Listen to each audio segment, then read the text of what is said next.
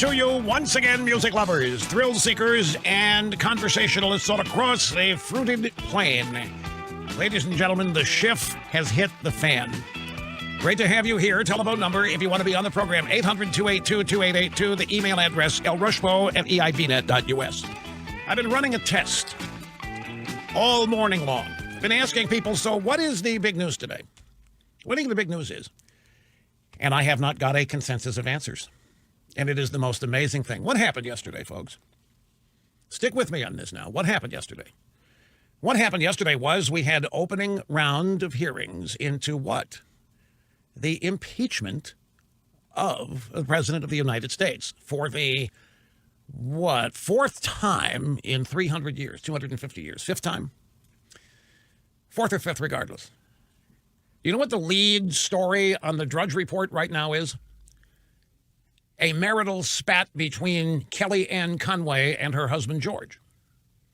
You kidding me? After a full day of impeachment hearings, that's the lead story. Really? I'm looking here at my stack of stuff today. I want to be very honest with you. This is the thinnest stack of stuff that I have had in I don't know how long. This is the slowest news day that I can remember in I don't know how long. And what day is this? This is the day after opening hearings into what? The impeachment of the President of the United States. Now, you would think that after the opening day of the impeachment of the President of the United States, which is so rare it practically never happens, it has happened once in our lifetimes. Bill Clinton. Nixon was not impeached.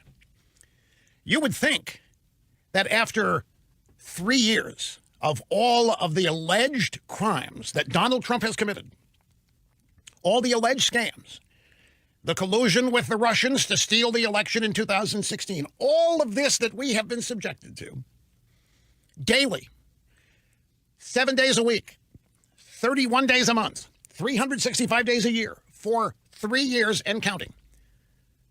You would think that after the first day of impeachment hearings, that there would be overwhelming, shocking, oh my God, what's happened to our country news. Ladies and gentlemen, they don't have anything. I'm trying to be very reasoned here and very serious. This is a shift show, and Pelosi is committed to it.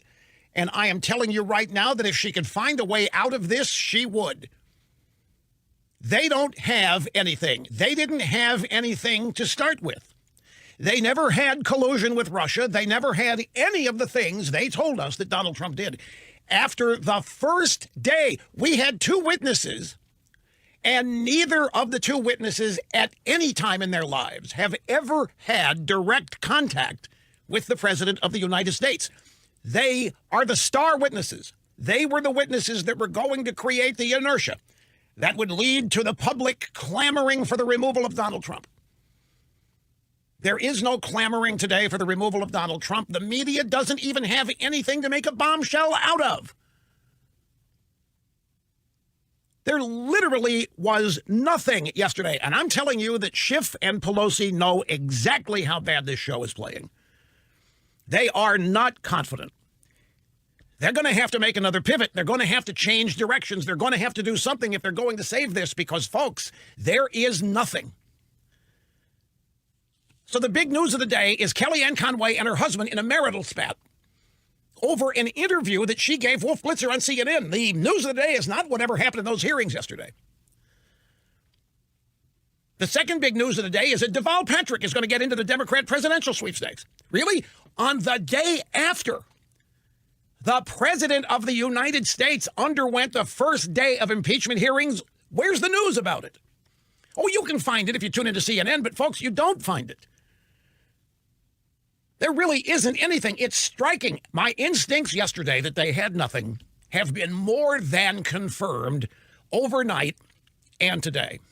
And let me tell you why they're in this position, aside from the fact I'm going to make it specific to this instance, but they've never had anything. There's never been a single bit of evidence. There hasn't ever been anything solid to back up any of the numerous things they have accused the president of for the past 3 years.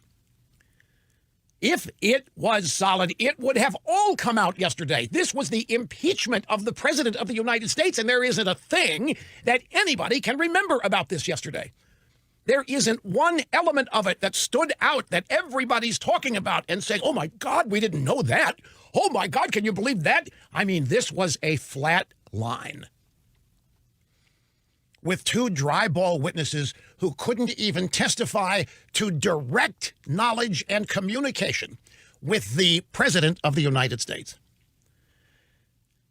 Now, the way this was supposed to go, and don't doubt me on this, Pelosi should have pulled this away from Adam Schiff, and I will guarantee you she wishes that she had. The moment Donald Trump released the transcript of the phone call from July 25th with the president of Ukraine, that blew up the entire plan they had. The media will not acknowledge this. Very few people in Washington will acknowledge it, but I'm telling you right now that the plan was for the whistleblower to be the star of this show. The whistleblower was set up. The whistleblower, this whole thing was orchestrated. It was practically scripted by the Democrats, including Schiff, and whoever at the National Security Council, and John Brennan, who was directly responsible for picking the whistleblower and positioning him. The original plan was for the whistleblower to come forward and say the most shocking, outrageous, oh my God, we can't believe that kind of things that Trump engaged in the phone call with the president of Ukraine. They rolled the dice that Trump would not reveal the transcript of the phone call in order to protect executive privilege, to continue to wage battle between Congress and the executive branch and the separation of powers. And they really believed that Trump and his advisors would go to the wall not releasing the transcript. That would permit Schiff and the whistleblower and the Democrats to accuse Trump of exactly what got Nixon: cover up, obstruction. What is he hiding? What did he know, and when did he know it? When the president released the transcript, it immediately rendered the whistleblower irrelevant. We then learned the whistleblower himself only knew secondhand what was said on the phone call. Plan A was the whistleblower with instant credibility, and you can't say he was to be the Christine Ballsy Ford of this story. Except nobody was going to get access to him. He was never going to testify because his life was threatened, remember? He was going to be kept under wraps because the president's men were trying to kill him. The president's men were trying to injure him. The president's men were trying to find him. This was going to be the story. The whistleblower would never face cross-examination, never face questions, would never be identified, because what he had was so shocking it would bring down the entire presidency. That was Plan A. Trump releases the transcript of his quote-unquote perfect phone call with the president of Ukraine, and we find out that there's nothing in it that is impeachable. There's nothing in it that is criminal. It's literally a nothing burger. That's when Pelosi should have canceled this. But Schiff told her that he had it. Schiff told her he could still get the ball across the goal line. Schiff told her he had a Plan B. And Plan B is what's in motion now, but they're trying to make everybody think that Plan B is Plan A. Trying to make everybody think the whistleblower was never a big deal. The whistleblower was never good. No. But the whistleblower was it, folks. All eggs were in the whistleblower basket. Now the whistleblower isn't even going to testify. Now the whistleblower isn't going to even be acknowledged. The whistleblower may not even as well exist. Oh, I know. The media is talking about a bombshell. You know what the bombshell yesterday was? Let me run this by you. Here's the bombshell from yesterday. This was the only new evidence, and I'm saying that in quotes, that came from yesterday's hearing. In fact, there's actually a second thing. George Kent inadvertently made Trump's case yesterday. I went back, and I'm trying to follow this stuff while hosting the program at the same time, and it's impossible to follow it intimately. I mean, you've got 3-minute spot breaks. I went back and looked at some of the things this guy said. This guy actually did great damage to Schiff and his case, but I'll get to that in a minute. He didn't mean to. This new bombshell yesterday is more third-hand hearsay. This bombshell evidence, and this is what the media is reporting today as the bombshell, Ambassador William Walter Cronkite Edward R. Murrow Taylor claims that he had an aide named David Holmes. Taylor said that his aide, David Holmes, told him 3 months after the fact that when Holmes was at a restaurant, he overheard Gordon Sondland talking to Trump on the phone. Phone call is in July. 3 months later, Taylor's aide is in a restaurant within earshot of Gordon Sondland. After this phone call, David Holmes said that he asked Gordon Sondland what Trump thought about Ukraine. And Holmes said that Sondland told him that Trump said he cared more about investigations than he cared about Ukraine. This is it. This is the sole totality of what the bombshell is yesterday, that a third-hand witness had to go ask Sondland, what were you talking to Trump about? He said, Trump cares more about investigations than he does Ukraine. This is like a high school romance. This is like the cheerleader's girlfriend saying of the star quarterback, he cares more about football than he does you, babe. He cares more about investigations than he cares about Ukraine. And that was the bombshell. That's what CNN and they tried to run with it. They couldn't even give this bombshell status. They tried. It is so pathetic. Trump cares more about investigations than he cares about Ukraine. Like caring about Ukraine is the equivalent of a high school romance where people are judging what you care about, what you don't care about as a testament to your character. It's mind-boggling. High crimes, misdemeanor, bribery, extortion, the emoluments clause, colluding with Russia, and the bombshell was that William Taylor's aide, 3 months after the fact, talks to Gordon Sondland, and Sondland told him that Trump said he cared more about investigations than he cared about Ukraine. That's so unfair. We care about Ukraine. We love Kyiv. We love the people of Ukraine. And Trump doesn't even care. Trump doesn't even care what we care about. My God. This is flat out immature childhood embarrassing. And once again, this is third-hand information that came from one person, Gordon Sondland. Well, guess what else? Guess what else? This David Holmes, the aide working for Taylor, who asked Sondland what was on that phone call with Trump, he worked for Marie Yovanovitch, who is the Ukraine ambassador Trump removed. So he's probably yet another disgruntled employee upset that Trump didn't get. See, these guys, their reason for existence is Ukraine. They love Ukraine. Oh, Ukraine's the center of the universe because it's their diplomatic assignment. They love Ukraine. They love Kyiv. See, us plebes pronounce it Kiev, but they call it Kyiv because they're insiders. It's Kyiv. And they love Ukraine, and they care about Ukraine. And they found out that Trump cares more about investigations than he cares about Ukraine. And they went nuts.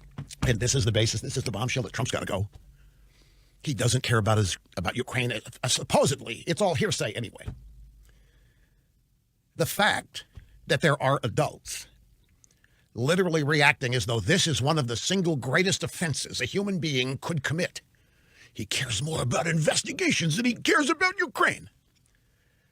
And we don't even know if it's true. And even if it is true, so what? Trump is not president of Ukraine.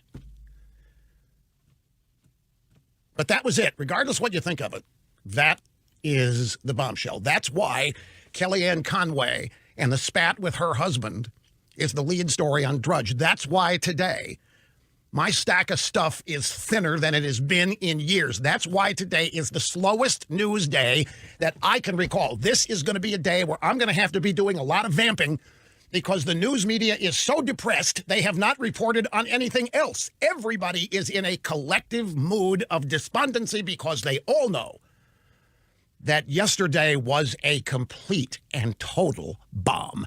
The Schiff hit the fan. In times like these, we need him more than ever. Rush on the EIB network.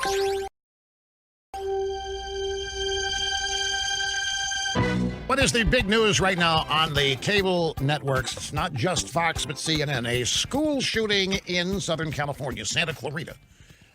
6 victims in the Southern California high school shooting. It's a terrible thing. We're very sad about it, very sorry about it. Folks, if there were any bombshell revelations, if the ball had been moved even 1 yard yesterday, this school shooting would be in a little picture-in-picture graphic inside a discussion of how Trump's presidency is over. If they had that story, if they had the story that yesterday's impeachment hearings was the beginning of the nails in the president's coffin, that's all they would be talking about today. They don't have anything. Pelosi rolled the dice and trusted that Schiff could bring this home. Remember, the hearings were given today off so the media could package and program all the bombshells from yesterday. And they don't have it because there weren't any. Pelosi had a press conference, her weekly press conference, always on Thursdays, just before the program began. And one of the questions that she was asked, and by the way, before I get to that, she referred to James Rosen, a Fox reporter, as Mr. Republican Talking Point in her response. Now, these are people that know they run the media. These are people that think they run Washington, D.C. Folks, she's in a tizzy here. She's ticked off. She's not happy. She's not feeling her oats over it. Believe you me, this did not go anywhere like they dreamed it was going to go. This was spin day. Schiff schedules hearings on Wednesday, takes a day off today, resumes tomorrow. This was spin day. This was where all the bombshells today, all the bombshells were going to be spun. All the bombshells were going to be amplified. They were going to be driven home. By the end of today, the American people were going to be clamoring for Trump's removal. There isn't any spinning. There isn't, because there wasn't any bombshells. We don't have anything. There isn't a single takeaway from what happened yesterday of any substance that would lead anybody to believe the House had a purpose for doing what they did yesterday. This is Peggy Lee. Is that all there is? Is that all there is? Is that all there is, my dear? I just keep dancing. And they're going to keep dancing. They don't have anything. Pelosi was asked by a reporter today. An eager beaver reporting, Madam Speaker, will you be looking at an article of impeachment? Pelosi, I don't know that. We haven't made a decision to impeach. That's what the inquiry's about. And when the committees decide that, well, they will decide what the articles are. Wait. That's not the answer she was expecting to be able to give to that question today. Madam Speaker, will you be looking at an article of impeachment? I don't know that. We haven't made a decision to impeach. You haven't made a decision to impeach? What was that yesterday? Oh, it was an inquiry? We're still at the inquiry stage? You mean we're still looking for this impeachable offense? Remember yesterday, John Ratcliffe, Republican congressman from Texas, looked at both George Kent and William Taylor. Said, can either of you two guys point to me the impeachable offense in the phone call? And dead silence. After a couple seconds of silence, a kerfuffle began as Schiff attempted to make a bunch of noise and cause distractions so that people didn't realize that these two guys didn't have an answer to that question. So a kerfuffle begins, and Ratcliffe, being the polite, mannered guy he is, okay, I'll withdraw the question. He was happy to withdraw the question because he didn't get an answer. And no answer is the same as no, I'm sorry, I didn't hear anything impeachable. All this time, Taylor is waving his hand. Hey, I want to say something. Mr. Taylor, you're recognized. I just want to remind everyone again, I'm not here for that. I'm not here. I'm not invested in one outcome or another. I'm not here as a partisan. That's your job. Wait a minute. Then why are you there? This is an impeachment inquiry. That's the only reason you're there, Mr. Taylor. You are there to help start nailing coffins in Donald Trump's coffin. That's why you're there. Neither of these two witnesses yesterday could provide any direct firsthand knowledge of anything Donald Trump has done in Ukraine, and they are the star witnesses. Here's Joe Lockhart this morning on CNN's New Day. He's the former Clinton spokesman, the former spokesman for the National Football League. Allison Camerata said most working people can't be glued to their TVs. That's another telltale sign, by the way, that the drive-bys know they've got nothing. Believe you me, everybody stopped what they were doing to watch the Watergate hearings. People took off work. TV sets were turned on at work. The Watergate hearings captivated the United States. Nobody made any extraordinary effort to watch any of this yesterday, and I'm here to tell you that if people did tune in, the first hour of this thing was as much as they dared watch. It was boring. It was eventless. It had no drama whatsoever. It had no bombshell revelations. It didn't come close to meeting the expectations that the Democrats had built up. And Allison Camerata's question here acknowledges that nobody watched. She says to Joe Lockhart, well, you know, most working people can't be glued to their TVs. A tacit admission that they know nobody watched. Well, Joe, most working people. Well, then why are you on the air during that period of time anyway? If most working people couldn't watch yesterday, they can't watch any day, right? Why are you even on the air? Why didn't CNN sign off from, say, 9 a.m. to 6 p.m.? If most working people can't watch it. Most working people can't be glued to their TVs, Joe. Do you think that there is any way in our tribal universe that this moves the needle for some? Stop and think of this question. She knows, they all know, nothing happened yesterday to move anybody anywhere. Nothing happened. In fact, the Democrats hurt themselves yesterday. The media hurt themselves. They've spent 3 years building people up for yesterday. They have spent 3 years. I cannot overemphasize this. 3 years of Trump colluding with Russia, Trump stealing the election, Trump a traitor, Trump a foreign agent. Rudy Giuliani, a foreign agent. Then the Kavanaugh hearings and all the rest of it. Then the Mueller report. All the stories in the New York Times and the Washington Post. 3 years of this, and nobody watched yesterday. And the people who did had to be asking themselves, what is this? Folks, you cannot watch this. You can't judge it in a vacuum. You have to put it in context.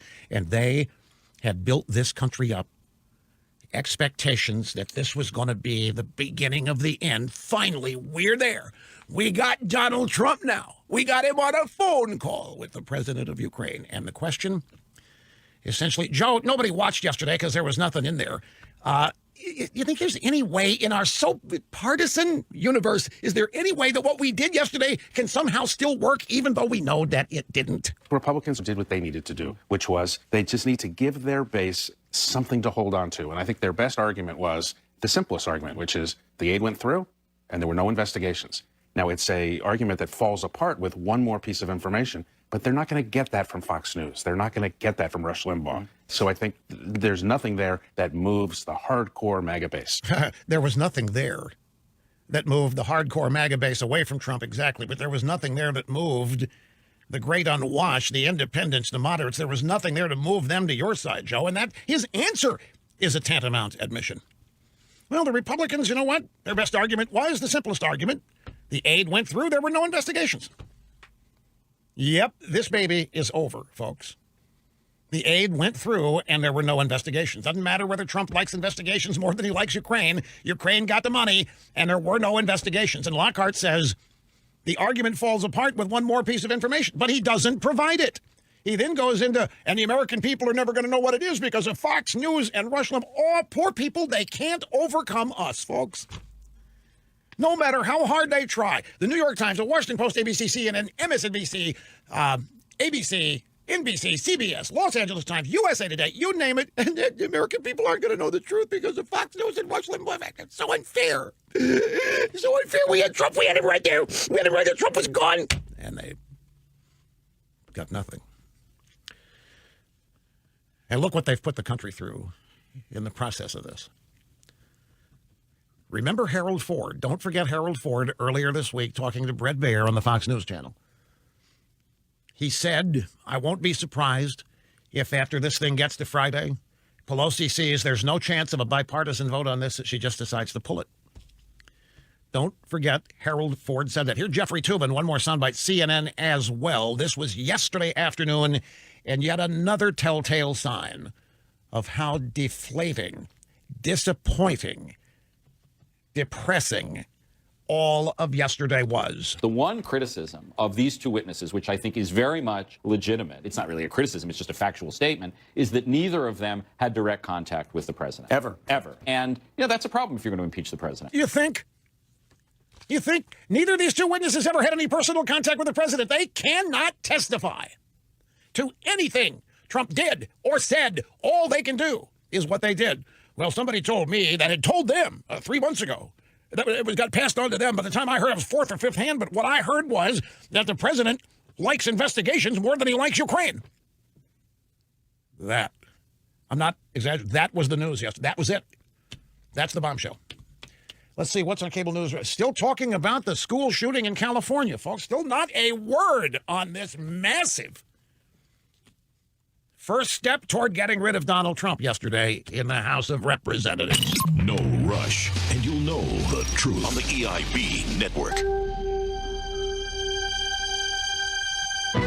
and welcome back. It's Rush Limbaugh. This is the fastest 3 hours in media.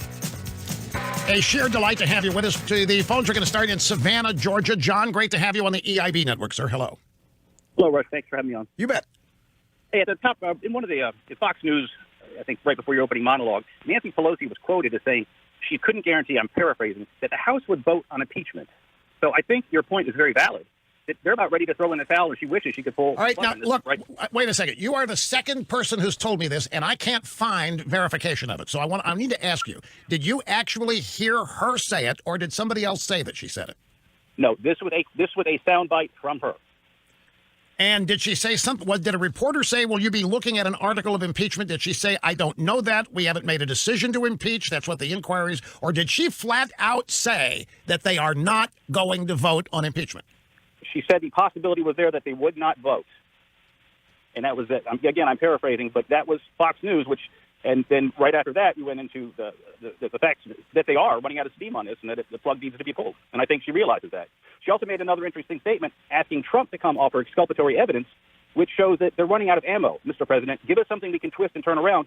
We don't have anything. Well, Trump's already provided exculpatory evidence. And by the way, it's not up to the accused to prove he didn't do it.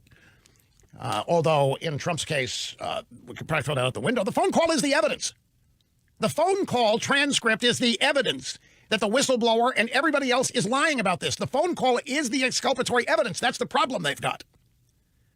Let me remind you again, folks, the way this was supposed to go, the whistleblower was going to be the star. The whistleblower was going to be the hero. The whistleblower was going to carry the day. The whistleblower was going to be able to characterize this phone call however he wanted to. The theory was that Trump would never release the transcript of the call, no matter what, because presidents don't do that. They protect executive privilege. They don't set the precedent of letting the legislative branch get their noses that big, that deep into the executive branch because of separation of powers. So they thought Trump and his advisors would hold fast on not releasing the transcript of the call. That would allow the whistleblower to say whatever he wanted to say was on that call. And then Trump not releasing it would be the equivalent of covering it up or obstructing the impeachment inquiry. And that's what they were going to ride to victory. Trump releasing the transcript blew that to smithereens. And they had to scramble and come up with Plan B. Plan B is what we've got, what we watched. They're trying to make it look like it was Plan A. Now, I've had two people tell me, this is very frustrating for me because I can't find anybody to confirm it, but I've had two people tell me that Pelosi said there will not be a vote. If she had said that, that would be headline. I've quoted what she said, but I've got people disagree. This is what she said. A reporter said, will you be looking at an article of impeachment? Pelosi, I don't know that. We haven't made a decision to impeach. That's what the inquiry is all about. Now, if people are hearing that as Pelosi saying we're not going to vote, that's not what she said here in that quote. She didn't say there will not be a vote. That's not at all what she said yet. It may be trending in that direction. It's not what she said. She said, I don't know that. We haven't made a decision to impeach. That's what the inquiry is all about. Now, if yesterday had gone as planned, she would have answered, hell yes, we're going to vote, probably Friday. Hell yes, we're going to vote. If they had it, she would have said, hell yes, I'm putting together the vote even now. Pelosi, go back to what Harold Ford said. If she doesn't get some Republicans on this, then she's got an even tougher way to go here because impeachment has to have a bipartisan nature to it. And she doesn't have that yet. And she's acknowledging in her answer that she's not near a vote. What she said essentially was that yesterday was a bomb. And we don't know yet. And that's nothing more to it than that yet. Rush Limbaugh, simply amazing on the EIB network.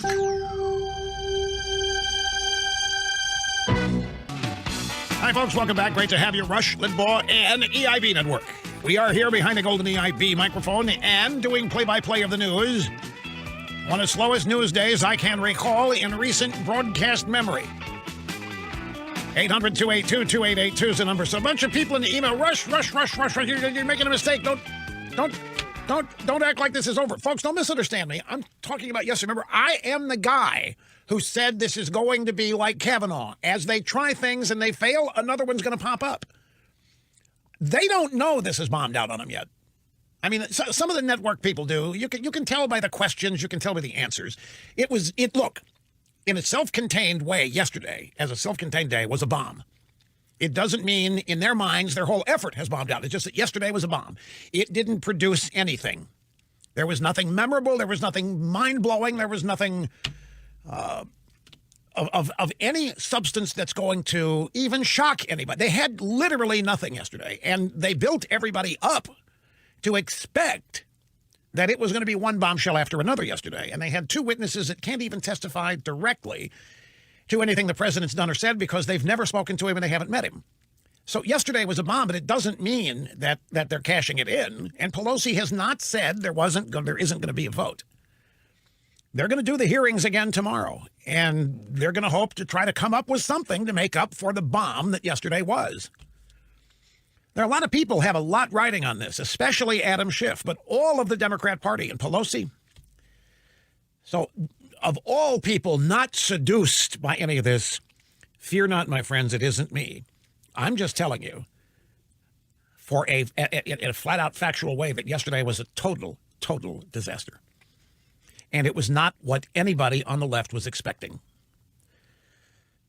Now, they make these misjudgments constantly. They have a total misunderstanding. This all falls into the category of the disconnect that exists between Washington, D.C. and the rest of the country. And particularly when it comes to the Democrats, they literally have lost the ability to relate to most Americans. And I'll guarantee you these people in the diplomatic corps and in the interagency group and all these people, the CIA and the National Security Council, they don't even want to relate to you. They don't even think you have they don't even think you should be electing the president because you're going to screw up like you did with Trump. And then they're going to have to come in and they're going to try to take over foreign policy because you elected somebody who doesn't know what he's doing. They have no reason. They're not elected. They're not accountable. They've got no reason to care what you think. And they don't. As such, they're not going to even try to relate to you. They're going to talk to each other in their own world, which is what we got yesterday. And I'm sure there are probably some people that watched yesterday that thought it was bombshell, that thought Taylor and George Kent were just the end of the world, man. They were fabulous. But in terms of actually communicating with, relating to, and making a connection with the American people, there was none. But again, I'm just telling you, when the lead item on Drudge is Kellyanne Conway and her husband's marriage, there was nothing in the hearings yesterday. Both networks still covering the school shooting. They haven't even broken away from it. There hasn't been a panel discussion on how bad it was for Trump yesterday. There hasn't been a panel discussion on how Trump's days are numbered. There hasn't been a panel discussion on anything. They gave it a whirl earlier this morning on CNN. They don't have anything. That doesn't mean they can't try to make something else up. Remember, the whistleblower was an entire series of lies. The whistleblower, just like Schiff, has lied repeatedly as committee chairman when he characterized the phone call. They've got a lot invested in this, and they're going to keep plugging away at it if I know them as I think I do. That's why Pelosi at some point is going to have to make a decision and is probably very nervous right now. But then I'm crediting her for a modicum of intelligence that she may not have on this herself. I think she does. Let's hear. We got a couple Pelosi sound bites from the press conference. They don't have the bite where everybody thinks that she said that there will not be a vote. That's not what she said. Again, and I'm having Cookie roll that off so you actually can have the audio of Pelosi saying it. But a reporter asked her, will you be looking into an article of impeachment? And she cut him off. She said, I don't know that. We haven't made a decision to impeach. That's what the inquiry is about. And when the committee decides on that, then they'll decide what the articles are. Now, some people heard that as, well, she just said there isn't going to be a vote. No, she didn't say that. She said there's not going to be a vote yet. I guarantee you she wants there to be a vote, and she wanted there to be a vote. Yeah, she wanted yesterday to be so jam-packed with stuff that the country was demanding that Trump be thrown out of office last night. That's what their hopes were. So here are a couple of bites. Her press conference, every Thursday she does it. This was a little bit before noon Eastern time.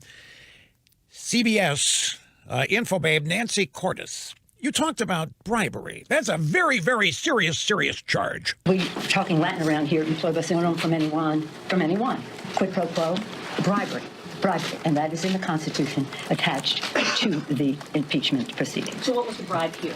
The bribe is to grant or withhold military assistance in return for a public statement of a fake investigation into the elections. That's bribery. Yesterday, I do believe the truth will set us free. And so the truth coming from the president's own appointee describing bribery. Well, but see, that didn't happen. I mean, the bottom line is the president never got his investigation, and Ukraine did get their money. So, but see, this is, we told you they're going to drop quid pro quo and move down the road to bribery and extortion because they figure people don't know what quid pro quo is. But bribery, that's easy to understand. But grab Joe Lockhart again. Grab somebody number 4. I'm going to use a Democrat spokesman for Clinton to undercut what Pelosi just said. The question he got was from Allison Camerata. Most working people can't be glued to their TVs. Translation, nobody watched this yesterday, Joe. We had such high hopes. Joe, nobody saw it. Next question, do you think that there's any way that this could move the needle for some? Joe, is there anything we can do? Since nobody watched it, Joe, is there anything we can do to make them hate Trump even more? Republicans did what they needed to do, which was they just need to give their base something to hold on to. And I think their best argument was the simplest argument, which is the aid went through and there were no investigations. Now, it's a argument that falls apart with one more piece of information, but they're not going to get that from Fox News. They're not going to get that from Rush Limbaugh. So I think there's nothing there that moves the hardcore MAGA base. Translation, we had nothing, Allison, that's going to move this in any direction at all because the main charge of quid pro quo and bribery didn't happen. Trump did not demand investigations while releasing the money. So Pelosi's answer here is connected to nothing. Pelosi's answer here is a rote and scripted answer she was going to say at this presser, regardless of substance or context. So she gets a question. You talked about bribery. That's a very, in fact, I'm sure that Pelosi told the press corps, some of you asked me about bribery. I want to talk to you. So somebody in the press corps, okay, what about bribery? And here comes her scripted answer that is not related to what happened yesterday. Pelosi says, look, so what was the bribe?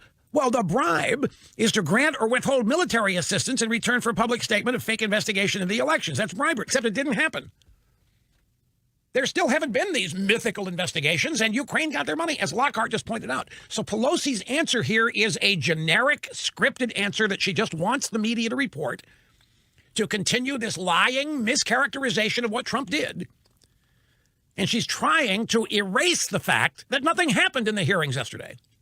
That's all they can do, folks, is to try to tell you that what you saw yesterday you didn't see, that what was boring as hell yesterday was actually a series of bombshells. And that's what they're in the process of trying to do. But they can't convince anybody of it, and the media isn't going along with it. Now, here's the next one. Chad Pergram of the Fox News Channel, a producer, said, do you think there is a way, considering that all they're doing and all the depositions, is there any way the House could not impeach? Perhaps you have not heard me when I have said this is something we do with a heavy heart. This is very prayerful because impeaching is a divisive thing in our country. It's hard. And the place that our country is now, it's not a time where you go to 70% when President Nixon walked out of the White House. And by the way, what President Trump has done on the record in terms of acting to advantage a foreign power to help him in his own election and the obstruction of information about that, the cover-up, makes what Nixon did look almost small. Again, let me tell you what we have there. Folks, this is an answer that is absolutely devoid of any context of what happened yesterday. Her answer is what she wants people to think happened yesterday. Her answer contains information that she and the Democrats were hoping would be revealed yesterday. This answer of hers contains their agenda. It contains the attempt that they were making here to get rid of Trump. The problem that she has is that none of what she has described here has happened. Let's go through it. First, his question, is there any way that you could not impeach? If she had said, by the way, that there's not going to be a vote on impeachment, this would have been where she would have said so. She did not. So if it's going around Twitter or anywhere that Pelosi said there's not going to be a vote, folks, it isn't true. She hasn't said that yet. What she said was, perhaps you've not heard me when I said this is something we do with a heavy heart. It's very prayerful because impeaching is a divisive thing in our country. Well, exactly. It's very rare. And we had public hearings into impeaching Donald Trump yesterday. And folks, you can't find any news about it. There isn't any news right now. I mean, I'm looking at cable news networks. They aren't talking about it. And they haven't been for the last 2 to 3 hours and not much before that. And the big news of the day has been Kellyanne Conway and her husband, or whatever he's saying on MSNBC. It isn't a big deal. Yesterday was a total bomb out for them. Yeah, we had this major, gigantic thing that we hardly ever do in America because it's so prayerful. It's so important. We impeached yesterday. We began the impeachment inquiry. You can't find any evidence that it happened by virtue of looking at the news. Am I the only one who thinks this is a big deal? I think it is profound that they've got nothing to say about what happened yesterday. But her answer, man, this is, well, I want to stop short of going the psycho route. But listen to this. The place that our country is now, it's not a time where you go to 70% when Nixon walked out of the White House. What? It's not a time where you go to 70%.